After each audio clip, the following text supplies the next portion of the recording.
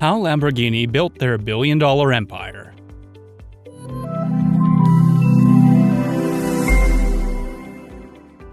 Ferruccio's early days. Ferruccio Lamborghini's story seems almost like a fairy tale, the likes of magic beans, giant beanstalks, and multi-million-dollar exotic car empires. Born on the 28th of April, 1916, right in the middle of the First World War, is the founder of the stylish high-performance cars. Naming them after himself, Ferruccio Lamborghini was born in Emilia-Romagna. His obsession with machines prompted Ferruccio to shun traditional work as a farmer and take up employment at a factory. With his passion for car engines, his outstanding repair skills, and his passion for mechanics, Ferruccio was able to imprint his name in the world of sports cars and become a standard, earning a spot in the history of automobiles. His skills and knowledge from the factory built Ferruccio's confidence that he started his own workshop in 1935. Ferruccio's Tractor Company. When the Second World War came around in 1940, Ferruccio, like every other able-bodied man, was drafted into the war and was assigned as a mechanic. When his talent for mechanics was noticed, Ferruccio was stationed on the island of Rhodes. Compared to the mainland, the island of Rhodes was rather peaceful, perhaps due to its positioning. Ferruccio's job was to fix the broken engines, which he was able to complete effortlessly and winning the respect and admiration of his colleagues.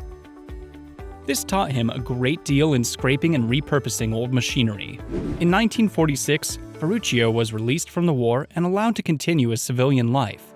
His talents, which were refined and enhanced during the war, won him a huge number of clients when he opened his small shop. When the war was over, Ferruccio relied on his skills he had improved while in the Air Force, and he set up a small car and motorcycle repair shop in northern Italy. Ferruccio planned to build his workshop, but the experience he gained working on the war machinery prompted him in another direction. That is where he got his first big business idea. He thought to buy excess military machines and convert them to tractors. Tractors were in great demand at that time in the agricultural area where he lived. Agriculture was the nation's idea of healing from the wounds of war. He then founded his first company in 1947, with only 3 mechanics and 2,000 lira as its initial capital. Ferruccio started working on the vast stockpile of decommissioned war machinery to create affordable tractors. His business later expanded, with Ferruccio setting a tractor manufacturing facility in response to Italy's great demand of farming implements. When he first started out, from the abandoned military vehicles, war waste and parts taken from derelict vehicles, wreckage, basically every piece of metal that he could have saved and used for production, Ferruccio and his team were only able to build, on average, 1 tractor a month. In 1948, he released the first wave of Carioca tractors, which all of Italy loved. That was the first of his many successes. With the positive reviews and the clamor for more, Ferruccio was able to expand his business. This business very soon became extremely successful, allowing Lamborghini in 1960 to expand his business to manufacturing oil-burning heaters and air conditioning units for buildings, which he traveled across the Atlantic to the United States to first acquire. Automobili Lamborghini.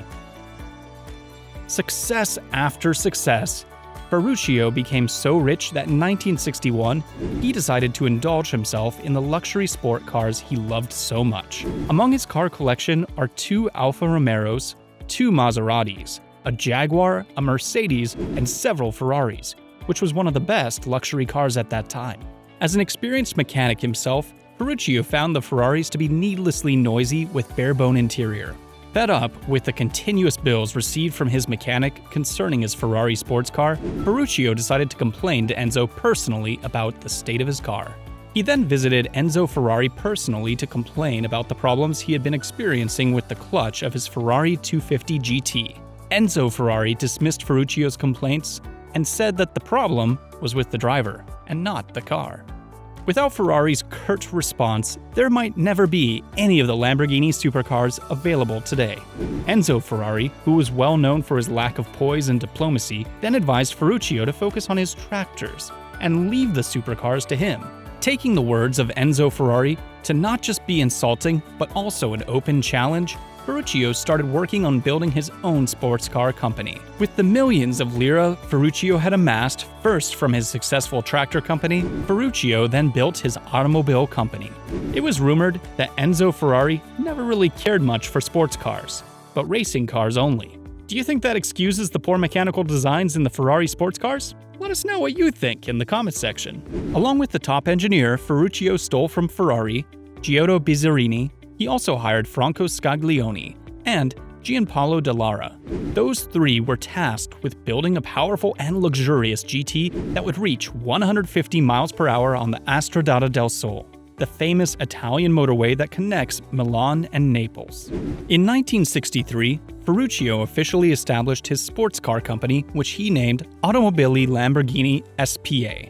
The company was based in Sant'Agata Bolognese in Italy.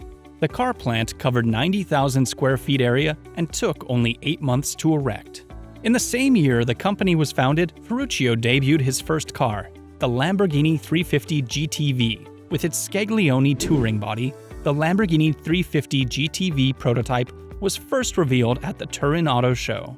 The Lamborghini GTV was a two-seater coupe with a V12 engine with 320 horsepower. This was a big deal because back then, the bigger the horsepower, the better.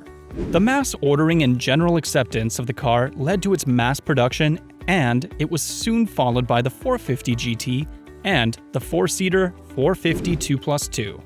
With the success from the three cars, Ferruccio had enough funds to develop what was the most famous Lamborghini model before the release of the Countach in 1973, the Miura. A very egotistical car, the Miura had features unlike any other car. It was a wholly unique car from the front to the rear bumper and from top to bottom over a beautifully designed Marcello Gandiani body. The Miura sported a transversal mid-mounted engine and looked like a cross between a racing car and a mechanical bull. The Countach was the next successor in the Lamborghini dynasty. The spaceship-shaped car premiered at the Geneva Auto Show in 1975. It was an outrageously appealing car with displays of drawing board brutality. The futuristic look was further accentuated by its famous telephone dial rims, 4-liter engine bristling with bull-inspired power, and swing-up doors. The car, as popular as it was, did have its number of flaws. The interior noise levels, as well as the complete lack of rear view. The Countach could only be parked by hanging half outside the car and steering while looking back. Lamborghini's logo. Ferruccio's zodiac sign was a bull, and that became the company's logo. A lot of the cars that were subsequently released by Automobili Lamborghini also had names that were related to bulls and bull fighting. A classic example is the Miura, named after Don Eduardo Miura, a breeder of fighting bull. The Miura is a mid-engine sports car which was released in the mid-1960s and gained Ferruccio and his Lamborghini Automobile Company international recognition among the car enthusiasts. The car also earned him his reputation for cutting-edge design and prestige. Other bull-related names that the Lamborghini supersport cars were named after include Islero, named after the bull that killed the famous matador, Manolete, and Espada, the name of a sword or a weapon of a matador.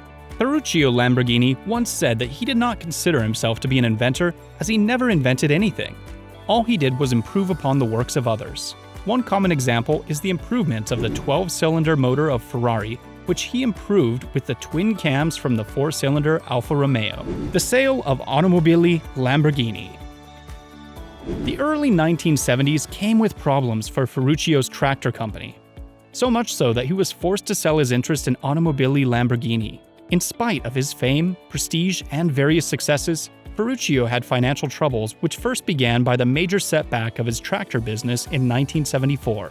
Automobili Lamborghini changed hands a number of times before it was eventually purchased by the German automaker Volkswagen in the late 1990s. The setback in Ferruccio's tractor business led to the sale of his controlling interest in the Automobili Lamborghini SPA to the wealthy Swiss industrialist George Henry Rossetti. Due to the oil crisis of the 1970s, Ferruccio had to sell the remaining interest to another Swiss businessman, René Lehmer. Soon after the change of ownership, Ferruccio was declared bankrupt. The racing team owner, Walter Wolf, performed a series of tests and improved on the Countach, releasing the improved version, the 400s. Wolf planned to buy the factory, but was denied by the Italian courts, who gave it to Giorgio Moroni instead in 1980. Moroni offered to sell it back to Ferruccio for a small amount of money, but Ferruccio surprisingly refused. At his refusal, the automobile company was once again under Swiss tutelage controlled by the Miura brothers. Under their management, the development of the Countach resumed with the LP500S and Quattro Valvole released later. The Miura brothers took full control of the company in 1984 and produced a number of new models like the gas-guzzling LM004 and the 002 off-roaders and the exotic Yalpa. In 1987, the Miura brothers sold the company to Chrysler Corp, who sold it to a group of 3 Far Eastern companies in 1994. After a number of complications, the company made its way to Volkswagen in 1998, who brought in Audi designers, which resuscitated the company with a series of newer models. With Audi's help, Lamborghini was able to make a comeback to the automobile world with Murcielago. Several other models like the Gallardo and the Reventon soon followed. Volkswagen had Automobili Lamborghini continue with its creation of high-performance cars, and several other cars were built including the Gallardo and the Murcielago, which was capable of going at over 200 miles per hour. Ferruccio Lamborghini then decided to enjoy his decades on Earth by retiring to his vineyard. On the 20th of February, 1993, Ferruccio Lamborghini died at the age of 76. Well, there you have it, ladies and gentlemen. That is how the Lamborghini company made its fortune. If you liked this video, please click on the like button. You should also go ahead and subscribe to enjoy many more of these videos. And always remember, stay classy.